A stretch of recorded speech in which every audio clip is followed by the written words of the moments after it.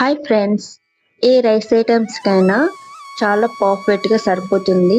అలాగే జీరా రైస్ కానీ, పలావ్ కానీ, బిర్యానీకి కానీ, దమ్ బిర్యానీకి కానీ, చపాతీకి కానీ, రోటీకి కానీ ఏదైనా సరే కాంబినేషన్ పర్ఫెక్ట్ అయిన షేర్వా అనమాట.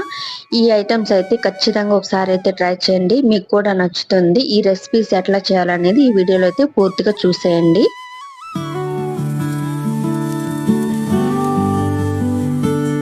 షేర్వా అయితే రెడీ చేసుకుందాం. ఇప్పుడు ఒక మిక్సీ జార్ తీసుకొని ఒక ఆనియన్ ఇట్లా పెద్ద పెద్ద ముక్కలుగా కట్ చేసుకొని వేసుకోవాలి.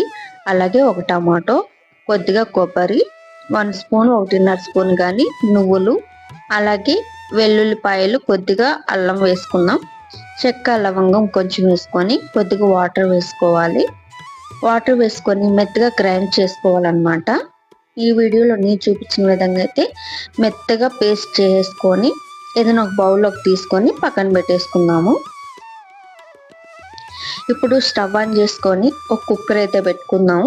మెయిన్ ఇక్కడ కుక్కర్ ఇంపార్టెంట్ అనమాట.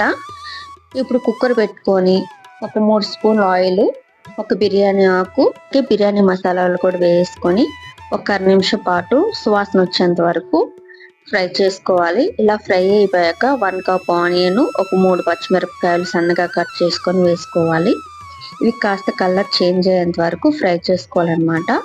అలాగే ఇప్పుడు ఒక 1/2 కప్పు వరకు టమాటాలు కూడా వేసుకుందాము. మన గ్రేవీ కోసం మెయిన్ ఇవైతే తీసుకోవాలన్నమాట. ఇలా కాస్త ఫ్రై అయ్యాక రుచికి సరిపడా సాల్ట్ వేసుకోవాలి. అలాగే 1 స్పూన్ పసుపు, 1.5 స్పూన్ కారం, 1 స్పూన్ ధనియాల పొడి, అలాగే కొంచెం గరం మసాలా కూడా వేసుకొని ఒకసారి అయితే నీట్గా కలిపేసుకుందాము. ఇది మొత్తం కలిసిపోయాక ఆల్రెడీ మనం రెడీ చేసి పెట్టుకున్న మసాలా పేస్ట్ కూడా అయితే వేసుకోవాలన్నమాట. ఇలా వేసుకొని 1 నిమిషం పాటు పచ్చివాసన పోయేంత వరకు ఫ్రై చేసుకోవాలి. బాగా మసాలా ఫ్రై అయిపోయాక కొద్దిగా కొత్తిమీర, కొద్దిగా పుదీనా కూడా వేసుకున్నాము. ఇలా వేసుకొని 1 నిమిషం పాటు ఫ్రై చేసుకోవాలి. ఇలా ఫ్రై చేసుకున్నాక ఆల్రెడీ మన మిక్సీ జార్లో మసాలా వాటర్ మిగిలి ఉంటుంది కదా, అది కూడా వేసుకోవాలి. వేసుకొని ఒకసారి అయితే నీట్గా కలిసిపోయేదాకా చూద్దాం.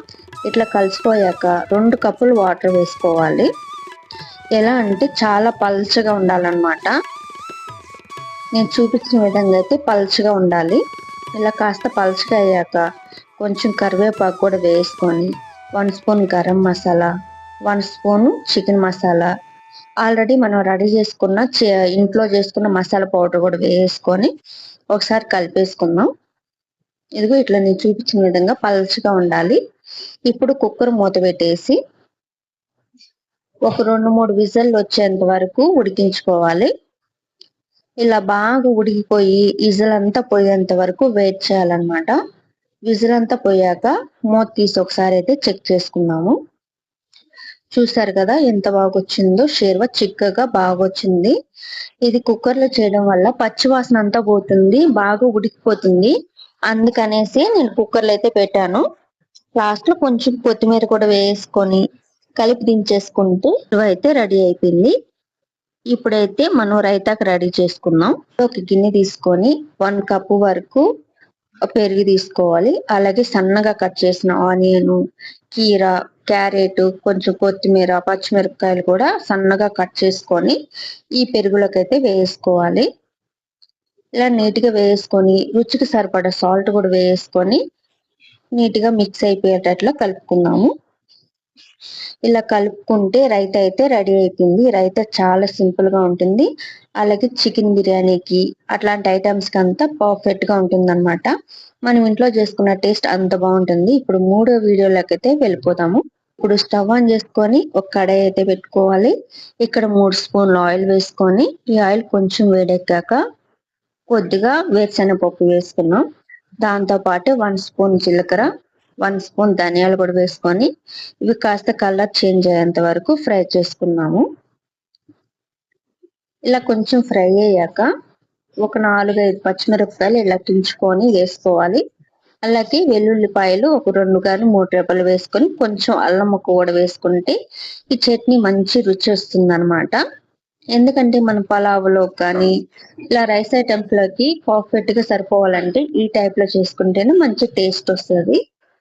ఇప్పుడైతే ఒక పెద్ద ఆనియన్, అలాగే కొంచెం చింతపండు, ఒక 2 టమాటాలు వేసుకొని ఇవి బాగా మగ్గేంత వరకు మగ్గించుకోవాలి.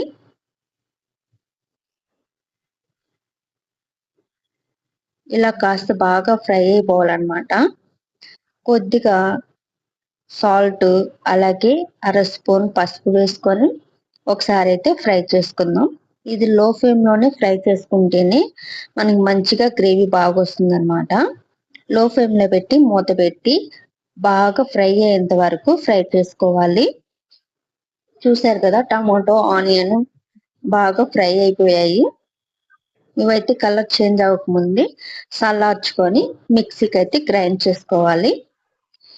ఇలా చూపించిన విధంగా గ్రైండ్ చేసుకొని ఒక బౌల్లోకి తీసుకొని సన్నగా కట్ చేసిన ఆనియన్ కూడా కొద్దిగా వేసుకొని కొంచెం తిరగమాత పెట్టుకుంటే ఎంతో రుచిగా ఉండే చట్నీ అయితే రెడీ అయిపోయింది. ఈ 3 వీడియోస్ లో మీకు ఏ వీడియో అయితే బాగా నచ్చిందో కామెంట్ చేయండి. మా వీడియోస్ మీకు నచ్చితే లైక్ చేయండి, షేర్ చేయండి, సబ్స్క్రైబ్ చేయండి.